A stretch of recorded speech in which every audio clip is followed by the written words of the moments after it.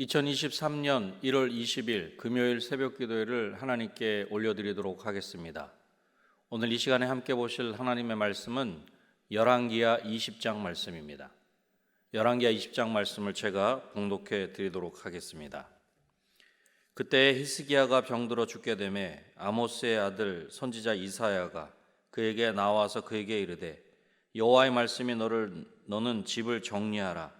내가 죽고 살지 못하리라 하셨나이다. 히스기야가 낯을 벽으로 향하고 여호와께 기도하여 이르되 여호와여 구하오니 내가 진실과 전심으로 주 앞에 행하며 주께서 보시기에 선하게 행한 것을 기억하옵소서 하고 히스기야가 심히 통곡하더라. 이사야가 성읍 가운데까지도 이르기 전에 여호와의 말씀이 그에게 임하여 이르시되 너는 돌아가서 내 백성의 주권자 히스기야에게 이르기를 왕의 조상 다윗의 하나님 여호와의 말씀이 내가 내 기도를 들었고 내 눈물을 보았노라. 내가 너를 낫게 하리니 내가 3일 만에 여호와의 성전에 올라가겠고 내가 내 날에 15년을 더할 것이며 내가 너와 이 성을 아수르 왕의 손에서 구원하고 내가 나를 위하고 또 내 종 다윗을 위함으로 이 성을 보호하리라 하셨다라 하셨더라. 이사야가 이르되 무화과 반죽을 가져오라 하매 무리가 가져다가 그 상처에 놓으니 나으니라. 히스기야가 이사야에게 이르되 여호와께서 나를 낫게 하시고 3일 만에 여호와의 성전에 올라가게 하실 무슨 징표가 있나이까 하니 이사야가 이르되 여호와께서 하신 말씀을 응하게 하실 일에 대하여 여호와께로부터 왕에게 한 징표가 임하리이다. 해 그림자가 10도를 나아갈 것이니까 혹 10도를 물러갈 것이니까 하니 히스기야가 대답하되 그림자가 10도를 나아가기는 쉬우니 그리 할 것이 아니라 10도가 뒤로 물러갈 것이니이다 하니라. 선지자 이사야가 여호와께 간구하매 아하스의 해시계 위에 나아갔던 해 그림자를 10도 뒤로 물러가게 하셨더라.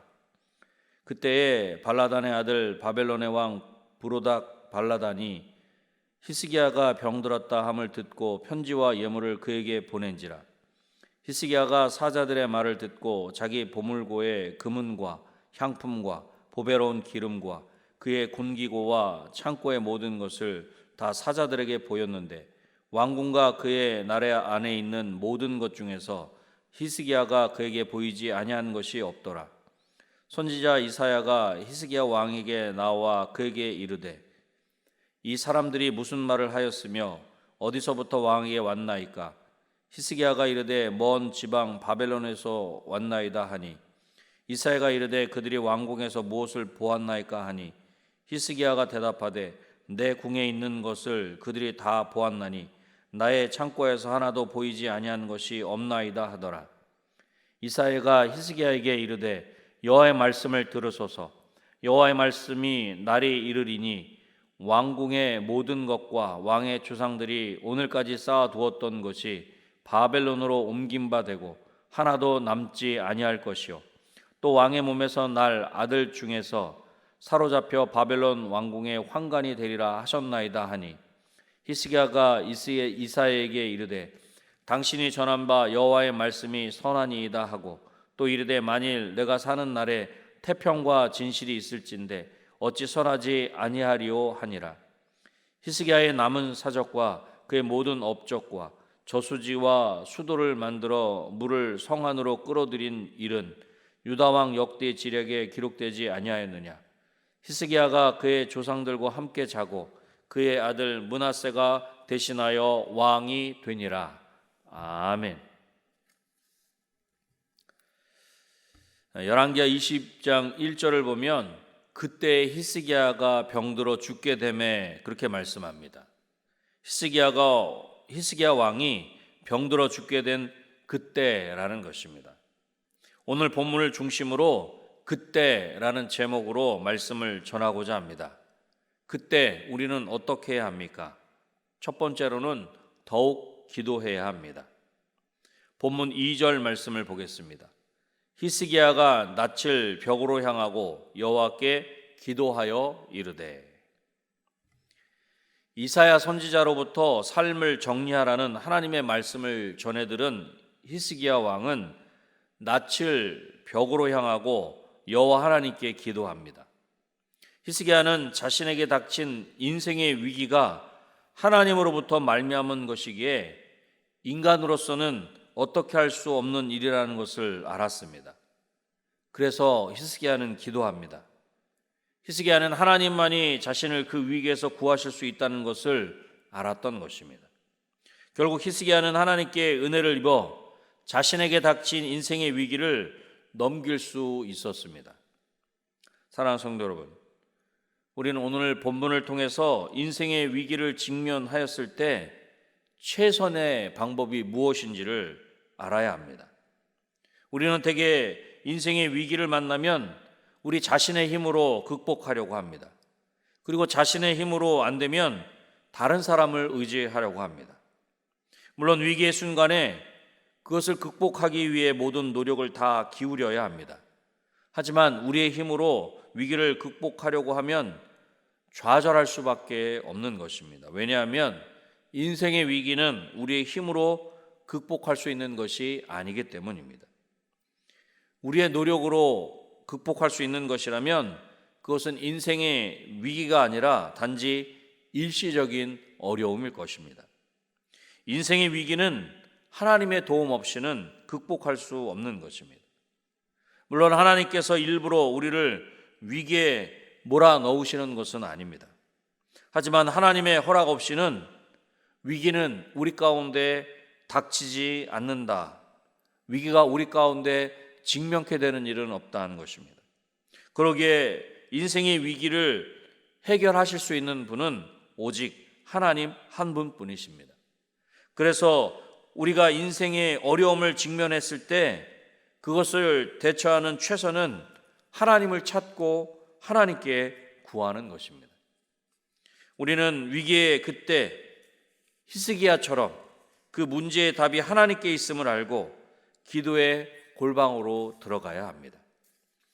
마태복음 7장 8절에 분명히 말씀합니다.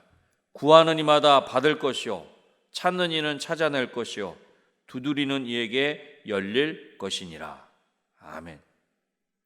기도는 하나님께서 우리를 위해 열어놓으신 은혜의 통로입니다.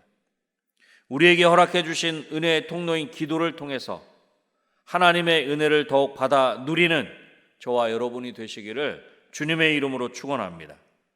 그때 우리는 어떻게 해야 합니까? 두 번째로는 더욱 간절해야 합니다. 5절, 6절을 보면 히스기야의 간절한 눈물의 기도에 대한 하나님의 즉각적인 응답을 볼 수 있습니다. 히스기야가 죽지 않고 병상을 털고 일어나 3일 만에 여호와의 전에 올라갈 수 있게 해주시는 것은 물론 히스기야의 생명을 15년 더 연장하여 주시고 예루살렘 성도 아수르의 공격으로부터 보호하여 주시겠다는 것입니다. 그리고 이 말씀은 이사야 선지자가 성읍 가운데까지도 이르기 전에 이사야에게 그렇게 허락해 주셨다는 것입니다. 4절 말씀입니다. 이사야가 성읍 가운데까지도 이르기 전에 여호와의 말씀이 그에게 임하여 이르시되, 여기서 성읍 가운데란 왕궁의 중간 뜰을 가리키는 것으로 하나님의 응답은 히스기야가 죽을 것이라는 하나님의 말씀을 전한 이사야가 미처 왕궁을 벗어나기도 전에 주어진 것입니다. 그야말로 신속한 응답이라 할 수 있는 것입니다. 그리고 우리가 여기서 주목해야 할 사실은 5절 중반절에 내가 내 기도를 들었고 내 눈물을 보았노라 라는 말씀입니다. 히스기야는 자신의 문제를 하나님께로 가지고 나와 눈물로 간구하였습니다. 이 눈물은 자신의 죄에 대한 회개의 눈물일 뿐만 아니라 하나님의 은혜를 간절히 사모하는 그러한 눈물이었습니다. 하나님은 이러한 히스기야의 눈물을 보시고 즉시 응답해 주시는 것입니다. 그렇습니다. 하나님께서 귀하게 여기시는 것은 우리 성도의 눈물입니다. 그 중에서도 특히 죄를 아파하는 회개의 눈물과 기도의 눈물, 하나님의 나라와 하나님의 일들을 위해서 흘리는 눈물을 하나님이 귀하게 보십니다. 시편 51편 17절에 다음과 같이 말씀합니다. 하나님께서 구하시는 제사는 상한 심령이라. 하나님이여 상하고 통회하는 마음을 주께서 멸시하지 아니하시리이다. 아멘. 이 놀라운 고백은 밧세바와 간음한 다윗이 나단으로부터 죄를 지적받고 회개하며 드린 고백입니다.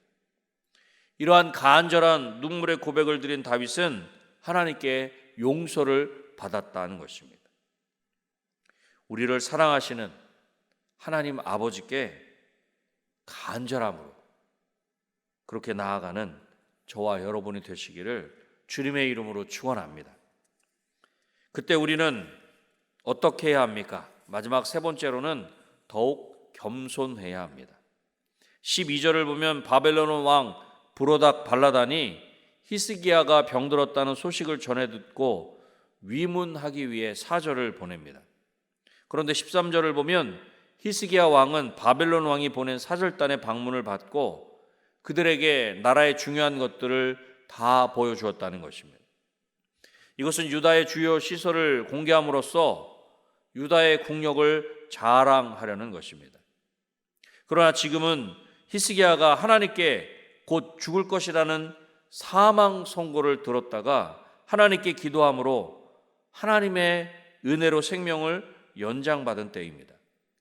이런 놀라운 은혜를 받았음에도 불구하고 히스기야는 하나님의 은혜를 망각하고 자만심에 빠져버린 것입니다. 여러분, 이러한 히스기야의 모습이 이해가 되십니까? 이해가 되지 않으실 것입니다. 그러나 이것이 바로 우리의 모습임을 기억해야 합니다.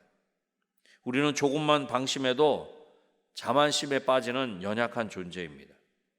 그리고 우리가 깊이 생각해야 하는 것은 이런 교만에 빠지게 되었을 때의 결과입니다. 여러분, 히스기야가 교만함에 빠졌을 때 어떻게 되었습니까? 히스기야는 하나님으로부터 유다의 멸망에 대한 심판 경고를 들어야 했습니다. 그리고 그 경고는 히스기야의 죽은 후에 그대로 이루어졌다는 것입니다. 또한 불과 얼마 후에 두 번에 걸친 아수르 왕 사네립의 침공을 받아 심각한 위기를 맞았고 성전과 왕궁의 모든 은금은 물론 심지어는 기둥에 입힌 금까지 벗겨주어야 했다는 것입니다. 결국 하나님의 은혜를 받았음에도 그 은혜를 잊었을 때 모든 것을 잃는 것은 물론 큰 수치를 당하게 되었던 것입니다. 고린도전서 10장 12절에 분명히 말씀합니다. 그런즉 선줄로 생각하는 자는 넘어질까 조심하라. 사랑하는 성도 여러분, 우리는 이 말씀을 명심해야 합니다. 그래서 우리 안에 자만심이나 교만함이 고개를 들지 못하도록 해야 합니다. 우리의 우리된 것이 전적인 하나님의 은혜임을 기억하며 그 은혜 안에 감격하며 감사하며 겸손하게 살아가는 저와 여러분이 되시기를 주님의 이름으로 축원합니다. 말씀을 맺겠습니다. 그때 우리는 어떻게 해야 합니까? 위기의 그때 더욱 기도해야 합니다. 하나님께 나아갈 그때 더욱 간절하게 하나님 앞에 나아가야 합니다. 은혜를 받은 그때 더욱 겸손해야 합니다. 오늘도 더욱 간절하게 하나님을 찾으며 더욱 겸손한 모습으로 하나님께 기도할 수 있는 저와 여러분이 되시기를 다시 한번 주님의 이름으로 축원합니다. 기도하겠습니다. 하나님 아버지, 감사합니다.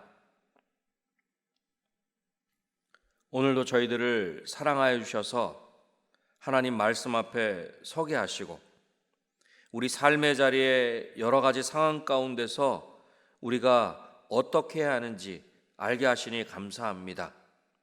위기의 그때 더욱 기도하게 하여 주시옵소서. 하나님께 나아갈 그때 더욱 간절함으로 하나님께 나아가게 하여 주시옵소서.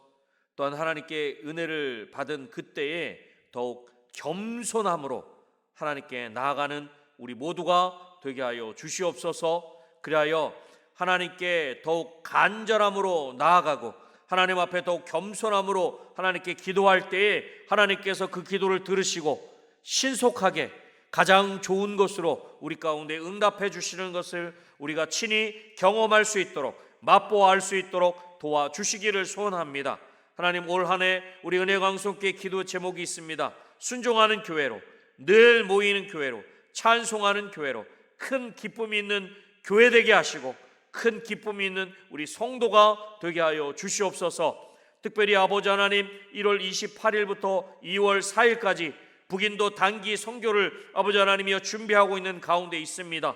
그 귀한 선교의 걸음 가운데 하나님 함께하여 주셔서 그 귀한 걸음을 통해 인도 땅 가운데 하나님의 나라가 확장되게 하시고 그 귀한 걸음을 통해 하나님의 마음을 보게 하시고 하나님의 그 귀한 생명을 선포하고 나누게 부족함이 없도록 주님께서 친히 함께하여 주시옵소서. 그리하여 그 귀한 걸음을 통해 하나님께만 영광 돌릴 수 있도록 하나님 역사하여 주시옵소서.